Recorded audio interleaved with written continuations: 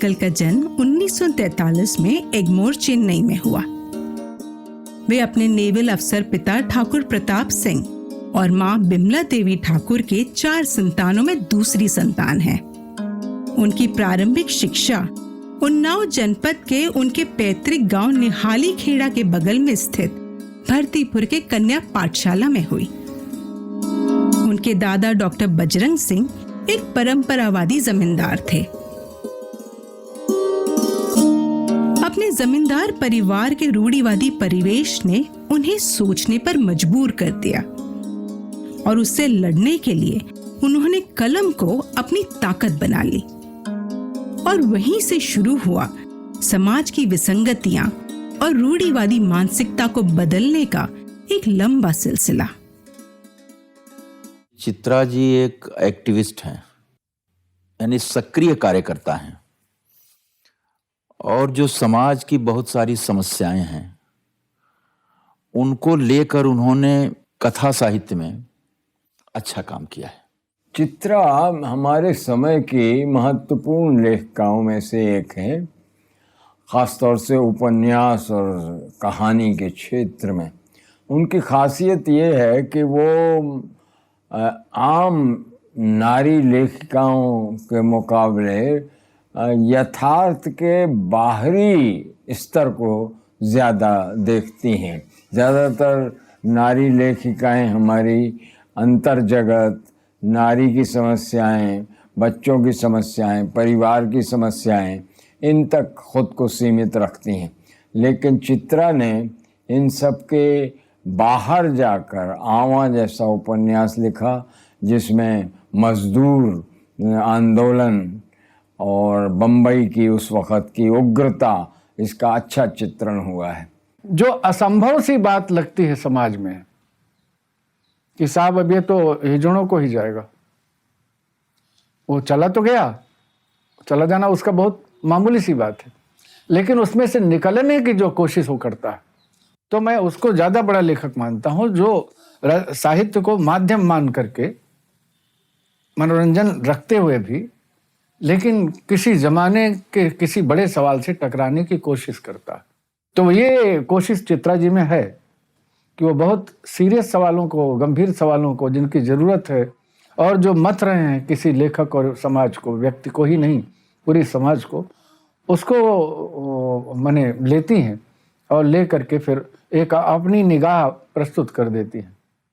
और उनकी रचनाओं में उनके जो पात्र हैं वो स्त्री के अधिकारों के लिए बोलते हैं, वो अपने अस्तित्व के अधिकार के लिए बोलते हैं, वो अपने समाज में एक जगह बनाने के लिए बोलते हैं। उन्होंने कभी भी काठ के पुतले नहीं खड़े किए, उसने जीते जागते हाड़ मास के पुतले खड़े किए।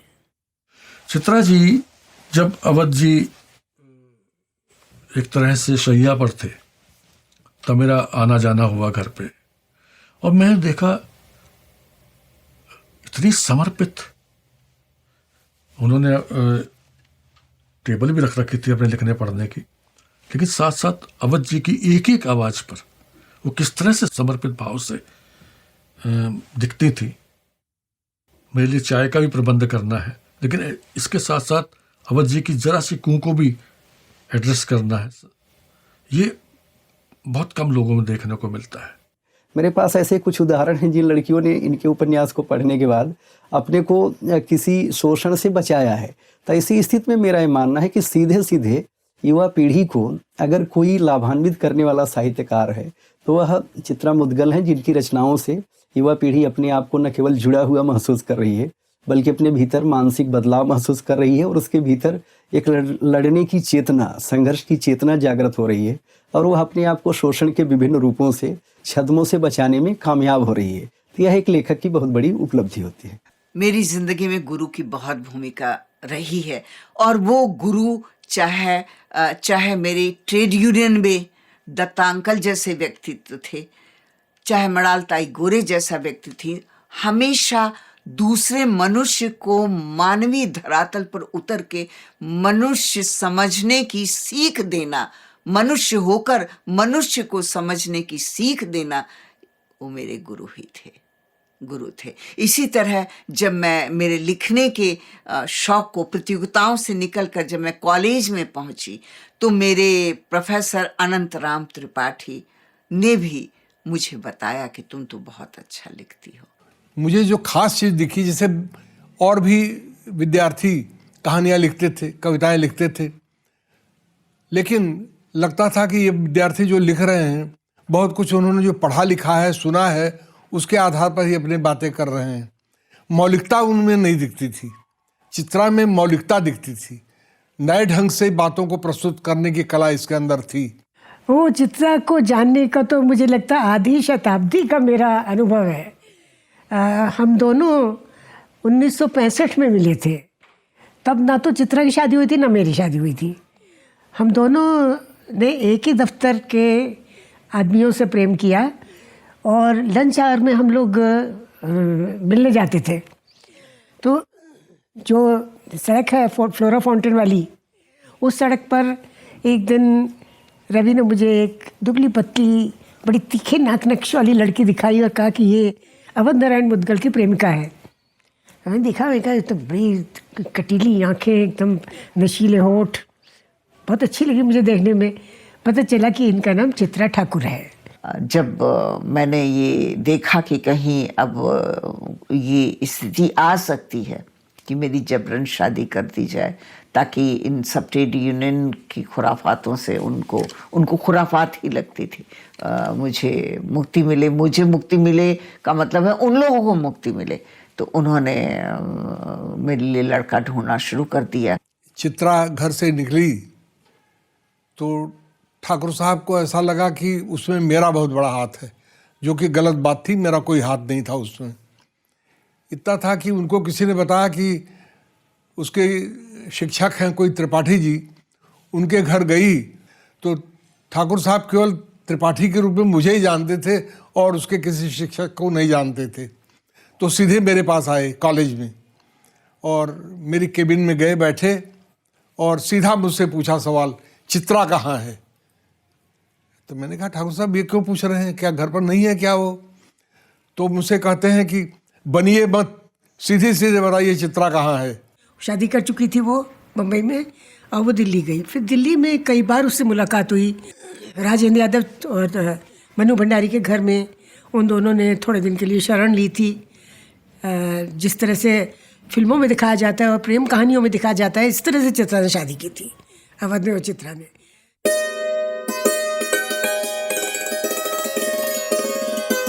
अक्सर मुझसे सवाल किया जाता है और पूछा जाता है कि आपने पहली कहानी कब लिखी। हिंदी साहित्य में कायदे से मेरी कहानी सफेद सेनारा को मेरी पहली कहानी के रूप में देखते हैं और मानते हैं, जो नवभारत टाइम्स मुंबई के टाइम्स ऑफ इंडिया के संस्करण में छपी 25 अक्टूबर 1964 में पुरस्कृत होकर के छपी। क्योंकि किसी बड़ी पत्र पत्रिका में छपी कहानी को ही पहली कहानी माना जाता है।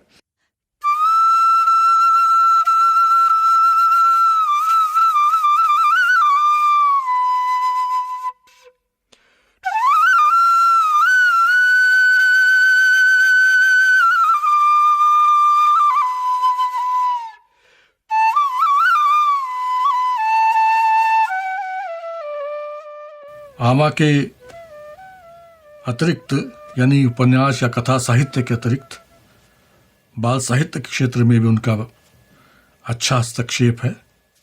आप कितने भी बड़े लेखक हो जाओ, बच्चों के लिए लिखना आसान नहीं है, क्योंकि बच्चों के मनोविज्ञान को समझना आसान नहीं है। आपने जब बच्चों का मनोविज्ञान ही नहीं समझा, मेरे और मेरे पिता के बीच या मेरे और मेरी माँ के बीच, मेरी और मेरी दादी के बीच, मेरे और मेरे डॉक्टर बाबा के बीच क्या दूरी थी, क्या ऐसी खाई थी जो हमको एक एक कायदे कानून में कैद रखती थी। हमको उससे आगे नहीं बढ़ना है। तो ये मेरे लिए चुनौती थी बहुत बड़ी कि मैं बच्चों के लिए लिखूं। मुझे ये अच्छा लगा देख करके कि चित्रा जी का जो लेखन है, जितना मैं पढ़ पाया उसमें वो खूबियां हैं, वहां भी समझ साझा की गई है। और चित्रा के पास बहुत सी ऐसी सशक्त कहानियाँ हैं। प्रेत योनि उसकी बहुत अच्छी कहानी है चित्रा की, लपटें उसकी बहुत अच्छी कहानी है। तो चित्रा ने लगातार जो कहानियाँ लिखी हैं वो एक तरह से जी है उसने, और उन स्थितियों को उसने देखा है। उसके यहाँ जो कामगार दुनिया दिखाई जाती है वो कभी भी मुझे ऐसा नहीं लगता कि ओढ़ी हुई चीज़ है या कहीं पढ़ी हुई चीज़ है, वो उसने देखी हुई होती है। और ये बात मुझे चित्रा के लेखन में हमेशा अच्छी लगी है, वो ये कि जीवन की समस्याओं से जुड़कर उसने लेखन किया। एक ज़माने में वो काम करती थी मृणाल गोरे के साथ, और पानी वाली बाई उसको कहा करते थे बम्बई में सब, जब छोटी सी थी, जब कुछ जानती भी नहीं थी इसके बारे में कि क्या होता है लेबर यूनियन और लेबर के लिए काम करना, उस समय वो इन कामों में लगी हुई थी। और आगे चलकर भी उसने बहुत सारे काम किए इस तरह के जो कि समाज से जुड़े हुए थे। या उसने माधुरी में रहकर फिल्म की दुनिया को बहुत निकट से देखा, माधुरी के लिए पत्रकारिता करते हुए। उसने एक झुग्गी झोंपड़ी वाली बस्ती में थोड़े दिन बिताए, उसमें उसने कामगार लोगों की समस्याओं को देखा। तो ये सारी चीज़ें जो चित्रा ने देखी वो सब उसने कहानियों में उतारी। अब बताइए कोई भूख जैसी कहानी कैसे लिख सकता है जब तक कि उसने देखा ना हो कि कैसे भूख के लिए किराए पर लेते हैं बच्चे और कैसे उन बच्चों को भूखा मारते हैं और किस तरह से भीख मांगते हैं। यानी वह दारुणता दो तरफ की है, एक तरफ तो भीख मांगने वाले की मजबूरी और दूसरी तरफ उसके जिसने अपने बच्चे को किराए के लिए दिया कि ठीक है तुम ले जाओ बच्चे को, बच्चे के माध्यम से भीख मांगो, उसकी मजबूरी सोचिए। और चित्रा ने इतना प्रामाणिक उसका वर्णन किया कि आपको दंग रह जाना पड़ता उस कहानी को पढ़ के। एक उनकी कहानी है, जगदम्बा बहू गांव लौट रहे हैं। अब उसमें जो नया नेता वर्ग उभर रहा है स्वतंत्रता के बाद, वो सेवा के नाम पर क्या होता है, कितना वो स्वार्थ साधता है, वो नए ढंग का जो पुलक पैदा हो रहा है, नए ढंग का पुलक पैदा हो रहा है, वो सब भी लेखिका हैं, क्योंकि वो ज़िंदगी को इतनी व्यापकता में देखती हैं। और सिर्फ व्यापकता जिसे कहते हैं, वस्तुतः वो व्यापकता इस तरह से व्यापकता होती है कि वो इंटरकनेक्टेड होता है। अगर इंटरकनेक्टिविटी नहीं है तो आप प्रबंध नहीं लिख सकते, आप नावल नहीं लिख सकते। चित्रा जी में वो है। चित्रा को गांव की बहुत ही अच्छी जानकारी है उसकी, क्या नहीं वो डोमिनका की और दुल्हन, ये सारी उसकी कहानियाँ जो गांव की कहानियाँ एकदम से। तो चित्रा के पास ये बहुत बड़ा फलक है एक, कि वो गांव को भी अच्छी तरह जानती है और महानगर को भी जानती है। और उसके बाद उसने दिल्ली जैसी राजधानी को भी देखा है और इसके बारे में भी उसने लिखा है। लेकिन मुझे लगता है कि चित्रा का सबसे प्रिय स्थान जो है वो बम्बई है लिखने के लिए, क्योंकि चित्रा ने अपने संघर्ष के दिन वहाँ बिताए, अपने युवावस्था के दिन वहाँ बिताए। और बम्बई आपको एक छूट देता है और बम्बई आपको पात्रों की एक चॉइस देता है जो शायद दिल्ली नहीं देता। चित्रा जी की जो सबसे बड़ी ताकत है वो ये है कि उनका एक लोकेल है। वो इस साहित्यकार का अपना अगर कोई लोकेल नहीं है ना, अपनी कोई स्थानीयता नहीं है, तो कभी भी बड़ा रचनाकार वो हो ही नहीं सकता है। चित्रा का जन्म हुआ चेन्नई में जी, लेकिन ये रहने वाली ठेठ बैसवाड़े की है। बैसवाड़े की जो भाषा है मातृभाषा है, और स्वयं बैसवाड़े का जो व्यक्तित्व है, जहाँ के उर्वर जमीन है जहाँ निराला पैदा हुआ थे, तो ठेठ बैसवाड़े के लोगों का जो ठसक है और स्वाभिमान है, उसके साथ कहानियाँ लिखी हैं। और कथा के क्षेत्र में, उपन्यास और कहानियों के क्षेत्र में अनूठा काम किया है। आवा जैसा एक महत्वपूर्ण उपन्यास सामने आया है, वो तो बड़ा एक मेटाफर भी है। आवा अपने आप में बहुत बड़ा मेटाफर भी है। जब मैंने उपन्यास लिखना तय किया और सुनिश्चित किया कि नहीं अब मैं उपन्यास लिखने के लायक हूँ और लिख सकती हूँ और मुझे लिखना चाहिए, तब 1990 में मेरा पहला उपन्यास जो है एक ज़मीन अपनी आया। स्त्री विमर्श को लेकर के आया कि जिस तरह से विज्ञापन जगत कब्जा कर रहा है अपनी वस्तुओं को बेचने के लिए और हमारी भारतीय परिवेश को प्रदूषित कर रहा है शनै शनै उसको बदलने के लिए, ताकि बाजार उसके अनुकूल बन सके।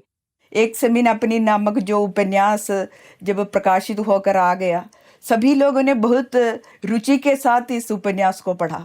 कारण पहले बार तो विज्ञापन जगत से संबंधित एक रचना आ गई, वो भी उसके केंद्र में एक स्त्री को प्रतिष्ठित करते हुए। वो स्त्री किस प्रकार की स्त्री है, अपनी ज़मीन की तलाश करने वाली स्त्री, कैसे वह अपनी ज़मीन की तलाश करती हैं, भारतीय संस्कृति तथा एक स्त्री की प्रतिभा के तौर पर, या स्त्री के लिए उसकी शक्ति क्या है, स्त्री की शक्ति उसकी प्रतिभा है और कोई उसका शारीरिक सौंदर्य या कुछ भी नहीं है। देखिए, मेरा व्यक्तिगत तौर पर मानना है कि गोदान और मैला आंचल के बाद आवा ही एक बड़ा उपन्यास है जो इस देश के व्यापक फलक पर लिखा गया है। जिस प्रकार से गोदान उत्तर भारत की किसान समस्या और सामंती व्यवस्था को लेकर के हमारे सामने आता है, मैला आंचल जो है मिथिलांचल के पूरे ग्रामांचल की तमाम जीवन के और ज़िंदगी के तमाम उठापटक को हमारे सामने रखता है, उसी प्रकार से मुंबई महानगर की का जो बहुस्तरीय जीवन है उसमें मजदूर और झोपड़ों में रहने वालों से लेकर के महल में रहने वाले पूंजीपतियों तक की जो ज़िंदगी है, उस ज़िंदगी के कितने रूप हैं, उसके कितने छद्म हैं, उसमें क्या कहते हैं, किस प्रकार से राजनीति और ट्रेड यूनियन की राजनीति ने ट्रेड यूनियन को ख़त्म किया, किस प्रकार से राजनीति के कारण मजदूरों का हित साधन नहीं हो पाया, और महानगर में हर व्यक्ति कितने प्रकार के अपराधों और परिस्थितियों से संघर्ष करता है। विशेष करके जो लड़कियां हैं, जो महिलाएं हैं, उनका जीवन कितना चुनौतीपूर्ण है। कामकाजी महिलाओं के लिए किस प्रकार के संकट सामने आते हैं, किस प्रकार की चुनौतियां आती हैं, और अगर कोई लड़की सुंदर है और महत्वाकांक्षी है और वह जीवन में कुछ पाना और अर्जित करना चाहती है तो उसको क्या क्या कीमत चुकानी पड़ सकती है। इन तमाम पक्षों को लेकर के एक महाकाव्यात्मक उपन्यास अगर हिंदी में कोई लिखा गया है तो वह आवा है। तो मुंबई के समाज शास्त्र की दृष्टि से, मुंबई के अर्थशास्त्र की दृष्टि से, मुंबई की सांस्कृतिक जो व्यवस्था है उसकी दृष्टि से, और मुंबई में किस प्रकार की राजनीति, चाहे वो क्षेत्रीयता के आधार पर हो, चाहे स्थानीयता के आधार पर हो, चाहे राष्ट्रीय आधार पर हो, चाहे किस भाषागत राजनीति हो, किन किन मुद्दों पर राजनीति जो है सक्रिय रहती है, उसके तमाम रूप जो है आवा उपन्यास में आए हैं।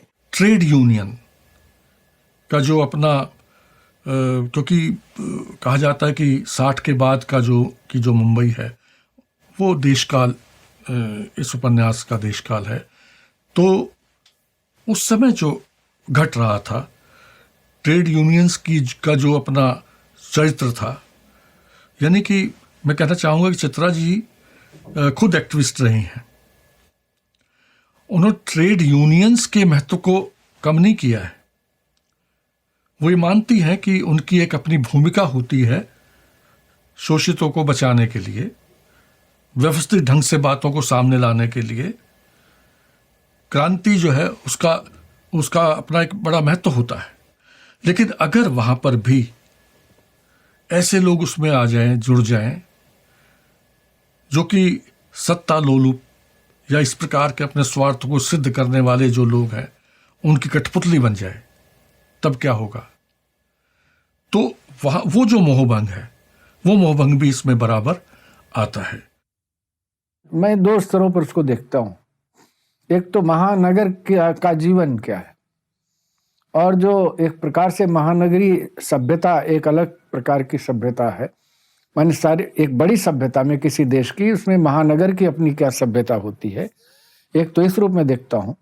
और दूसरे इस रूप में कि जो कामकाजी लड़कियां हैं या कुल मिला के जो महिलाएं हैं, उनका जीवन क्या है, उनके जीवन की चुनौतियां क्या हैं, और उन चुनौतियों से वो निपटती कैसे हैं। तो ये मैं आवा को इस रूप में देखता हूँ, क्योंकि आवा में सीधे सीधे मुंबई है, और मुंबई में जो ट्रेन पर आती लड़कियां हैं, महिलाएं हैं, उनका जीवन भी है। लेकिन जब वो अपने घर पहुंचती हैं या अपने किसी कार्य क्षेत्र में पहुंचती हैं तो एक स्थिति, उनको वहां भी एक अलग प्रकार के अनुभव से गुजरना पड़ता है। तो कुल मिला के महानगर का जो जीवन है, खासतौर से स्त्रियों के संदर्भ में, वह क्या है और उनको किन किन चुनौतियों से मिलना होता है, रोज भेंट करना होता है, उन चुनौतियों से वो कैसे निपटती हैं, और निपटने के बाद जब जटिलताएं उनके सामने आती हैं तो उन जटिलताओं से कैसे पार पाती हैं, और अंततः इन सारी मुश्किलों से भिड़ते हुए, लड़ते हुए और जो झेलना उन्हें है, अगर झेलती हुई भी मान लें, तो किस थर्ड ठिकाने वो पहुंचती हैं। चित्रा की कहानियाँ स्त्री विमर्श से कहीं ऊपर जाती हैं, क्योंकि उसने तो विभिन्न विषयों पे लिखा है, विभिन्न तबकों पे लिखा है समाज के। गिलीगड्डू जैसे उपन्यास उसका है, उसने बूढ़ों का एकाकीपन दिखाया। जैसे उसका जो नवीनतम उपन्यास नाला सोपारा है, वो किन्नर जाति के बारे में है। उनके प्रति एक समाज में दुराग्रह रहता है, पूर्वाग्रह रहता है। उस सब को तोड़ते हुए उसने उसमें भी माँ बेटे के संबंध की एक नरमाई दिखाई है। नाला सोपारा में जो, जिसको अंग्रेजी में थर्ड जेंडर कहते हैं, जो प्राकृतिक कारणों से ऐसा हो गया है और उपेक्षा का पात्र बनता है, इसको लेके उन्होंने उपन्यास उसको लिखा। तो हमको लगता है कि ये एक तरह का जो आंदोलन सामाजिक कार्यकर्ताओं को करना चाहिए था, उसको उन्होंने कथा साहित्य के माध्यम से चित्रित किया। जिस संदर्भ में उन्होंने पूरे के पूरे किस्से को लिया है और जिस शैली में उसको प्रस्तुत किया है, वो सब हिंदी के लिए एक बहुत ही महत्वपूर्ण अवदान है। और वो इस तरह से किया गया काम है कि जिससे पता लगता है कि हमारा जीवन का अनुभवों का संसार कितना बड़ा है और उन अनुभवों से पार जाने की हमारी शक्तियाँ, सामर्थ्य हमारी क्या है, और अंततः हम अपनी सामर्थ्य का उपयोग कैसे और कहाँ कर सकते। तो मैं समझता हूँ कि वो एक बहुत ही नई निगाह डालने वाला है, जिसको कहते हैं विषय पर नई निगाह डालना। मैंने उनके इधर 2 उपन्यास पढ़े, एक तो गिलगिडू और दूसरा पोस्ट बॉक्स 203 नाला सोपारा, जिस पर साहित्य अकेडमी ने पुरस्कार भी दिया। एक जो गिलगिडू है, उसमें मुझे लगा कि जैसे जो वृद्धावस्था की समस्याएं हैं समाज की, उनका बहुत अच्छा चित्रण किया है। बच्चे उपभोक्तावादी संस्कृति में इस तरह रम गए हैं कि उनके लिए वृद्ध हुआ अपना पिता, अपनी माँ खांसती हुई अपने सजे ड्राइंग रूम में, जिसके लिए वो इंटीरियर डेकोरेटर को बुला करके उसका इंटीरियर करवाते हैं, उसमें खांसता हुआ बूढ़ा बाप बैठा हुआ अच्छा नहीं लगता है। भीष्म सानी जी ने इस पर एक बहुत अच्छी कहानी लिखी है, बहुत लोगों ने लिखी है और लिख रहे हैं, लेकिन ये खतरे की घंटी है, खतरे की घंटी है। हम अंधा अनुकरण जो करते हैं, रोजगार तक तो ठीक है, लेकिन उपभोक्तावाद जिस भारत में, जिस देश और समाज में बुजुर्ग घर के दरवाजे खटिए पर बैठा हुक्का गुड़गुड़ाता हुआ पूज्य हुआ करता था, उसके अनुभवों से लाभ नई पीढ़ी लेती थी, आज वो बुजुर्ग अपने घर की देहरी से बर्खास्त करके वृद्धाश्रम में जीने के लिए अभिशप्त है। इससे ज्यादा विडंबनापूर्ण बात और क्या हो सकती है। होता क्या है कि बुढ़ापे को समझ पाना बड़ा मुश्किल होता है, क्योंकि बुढ़ापे में सबसे ज्यादा सहारे की जरूरत पड़ती है। जवान आदमी तो इसकी परवाह ही नहीं करता। तो वो जो एक फीलिंग है, उस फीलिंग को उस उपन्यास में डाला गया है। और बूढ़ा आदमी अपने परिवार से सबसे ज्यादा जुड़ना चाहता है, क्योंकि वो परिवार उसके नजदीक है और उसको उसने पाला पोसा है, मैंने उसके भविष्य को बनाया है। लेकिन उसके परिवार में ही उसको जो एक अनपेक्षित उपस्थिति के तौर पर लिया जाता है, उस रूप में वो उपन्यास मुझे बहुत अच्छा लगा। और मुझे लगा कि बहुत ही सघन उपन्यास है और उसकी मार्मिक जो बनावट है वो बहुत अद्भुत है, और उस तरह का उपन्यास हिंदी में कम ही लिखा गया है।